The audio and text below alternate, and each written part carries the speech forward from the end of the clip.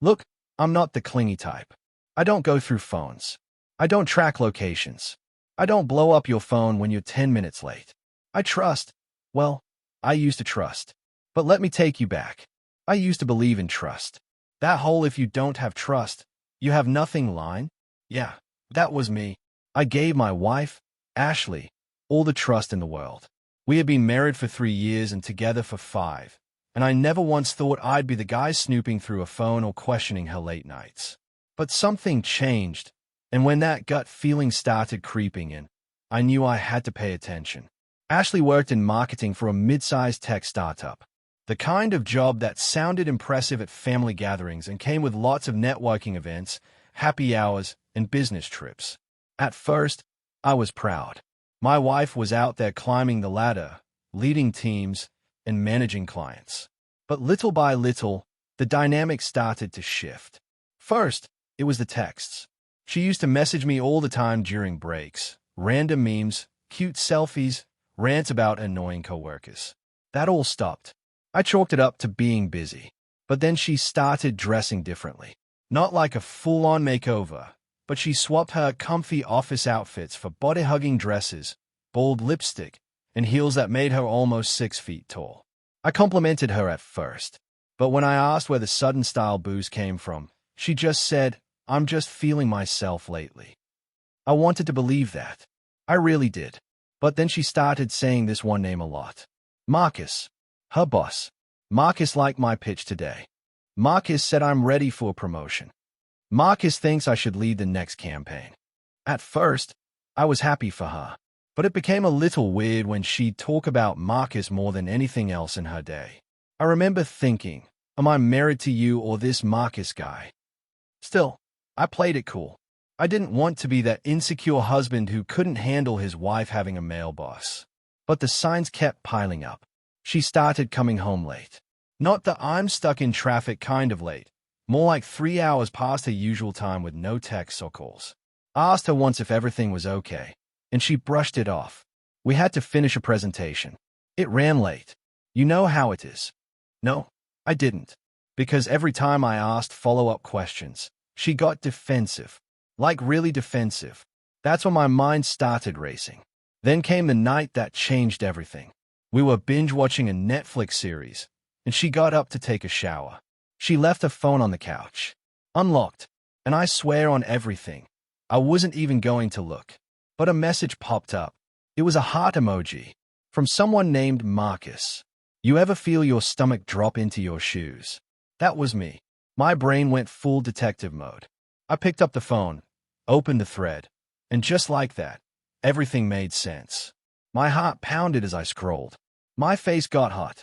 My hands shook, but I kept reading. What I found made me want to throw up. And if you think I just sat there and cried into a pillow, think again. Because what I did next, that's when the real story started. So there I was, sitting on the couch with her phone in my hand, scrolling through a romantic comedy of betrayal in real time. The messages between Ashley and Marcus were wild. We're talking flirty banter, inside jokes, inappropriate office talk, and even photos. Not nudes, thank God, but close enough to ruin someone's career. They had pet names. She called him M, and he called her Queen A. I mean, come on. I even saw a message where she said, "I wish I could fall asleep next to you tonight." That one hit me like a punch to the chest. And the worst part, some of these messages were sent while she was sitting next to me. Yeah, that's when I knew it wasn't just emotional cheating. It was full-blown, disrespectful, sneaky betrayal. I could have confronted her right then and there, but something in me told me to hold off. I needed a plan. I needed proof. I needed receipts. So, I did what any modern-day betrayed spouse would do. I opened the Notes app on my phone and started snapping screenshots. Hundreds. I got every message, every photo, every timestamp. I backed everything up to the cloud, emailed it to myself, and stored it on a USB drive. I wasn't just going to burn the bridge. I was going to light up the whole damn office. Now, here's where it gets juicy. Ashley worked in a company that had a zero-tolerance policy for workplace relationships, especially between bosses and subordinates. It was in their HR handbook.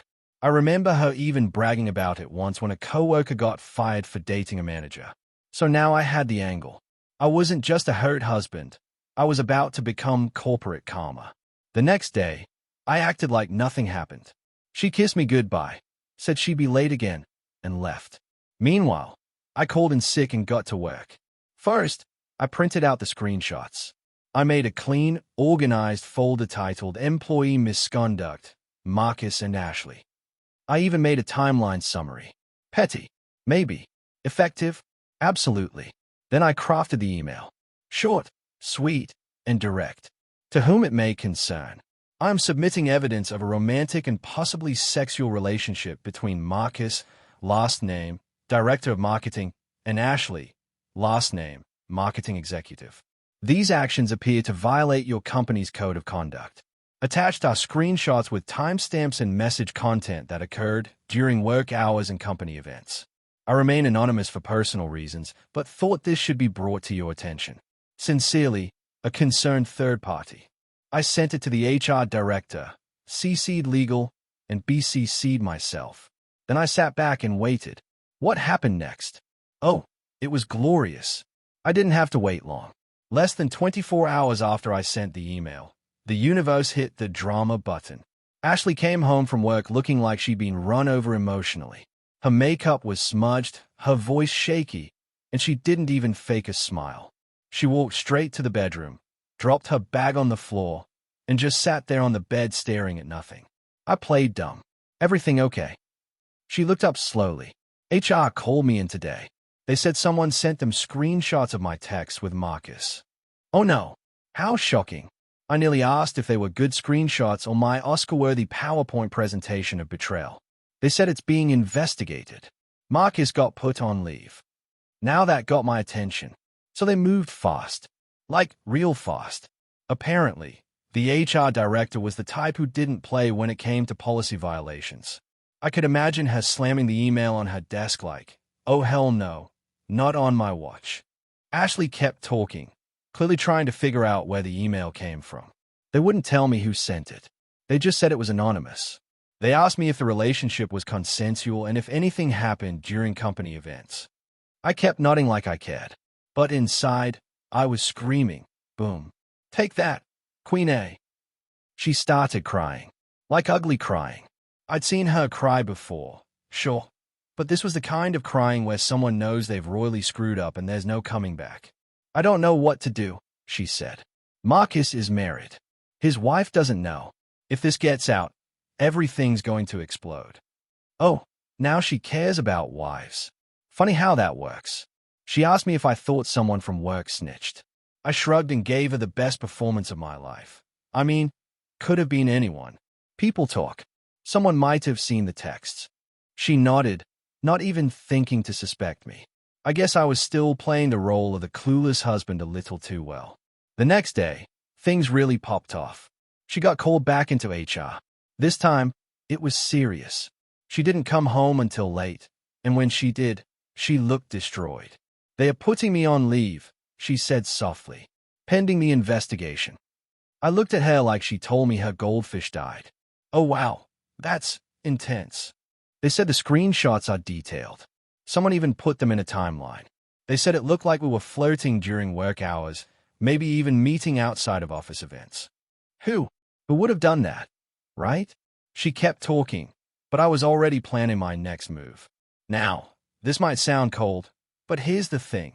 She didn't just cheat on me emotionally and physically. She made a fool out of me.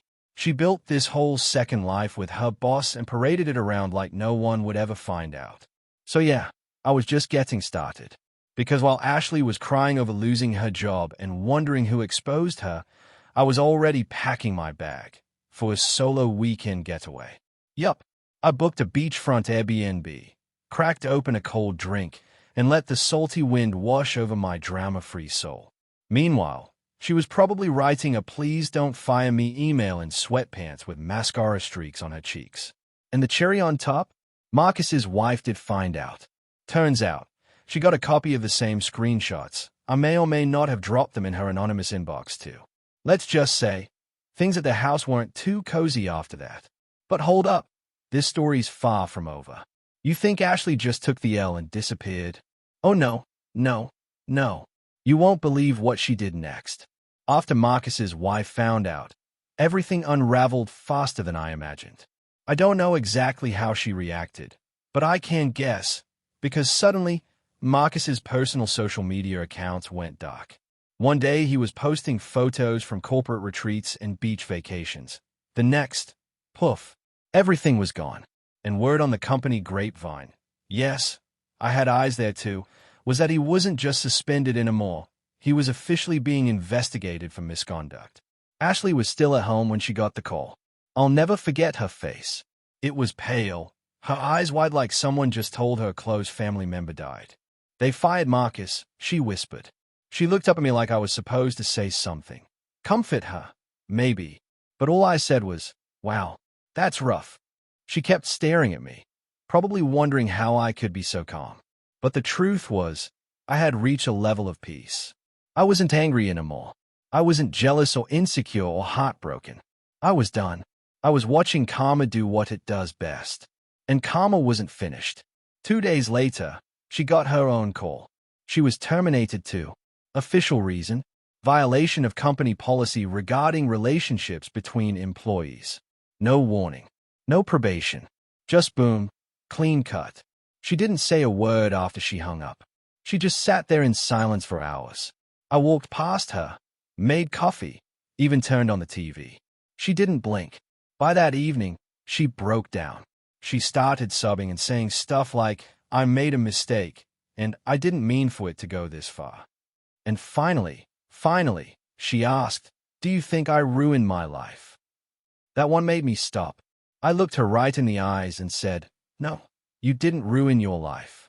You just showed everyone exactly who you are. And I walked out of the room. But I wasn't done. Oh no, I had one more move to make. Remember how I told you I saved everything to a USB drive? Well, I'd also contacted a lawyer. Not just for a divorce, but to make sure I got everything I deserved. We didn't have kids, thankfully. But we did have a joint savings account, a lease in both our names, and a car we shared. And I wasn't about to let her walk away with anything more than her own baggage. She didn't even fight it. When the divorce papers came, she cried, begged, asked for another chance. She even swore she'd cut all ties with Marcus, as if that still mattered. I didn't yell. I didn't argue. I just said, this marriage ended the moment you started lying. I'm just the one making it official. And then I left. I moved into a small one-bedroom, quiet and peaceful. I started hitting the gym again, seeing friends I hadn't seen in months, and slowly, piece by piece, I rebuilt my life. But Ashley, I don't know where she is now. Last I heard, she moved back in with her parents. Her LinkedIn was wiped clean. No new job, no updates, just a ghost of who she used to be. As for Marcus, his wife left him. Publicly. Brutally. I even saw a Facebook post where she called him out by name and thanked the anonymous hero who sent her the truth. I smiled at that one. Because sometimes the truth hurts, but it also heals. And in the end, I didn't just get justice. I got freedom. So yeah, my wife cheated with her boss. I didn't yell. I didn't fight. I just gathered the truth, hit send, and let karma do its job. She lost her job. Her so-called work boyfriend lost his family and his career. And me? I got my peace back. I got my life back. If there's one thing I've learned from all this, it's that sometimes silence is the loudest move you can make. You don't always have to explode to get even. Sometimes, you just expose the truth and let the fallout speak for itself. Thanks for watching. If you enjoyed this story, hit that like button, subscribe for more real-life drama, and let me know in the comments, what would you have done if you were in my shoes? Until next time, stay smart, stay strong, and never ignore your gut.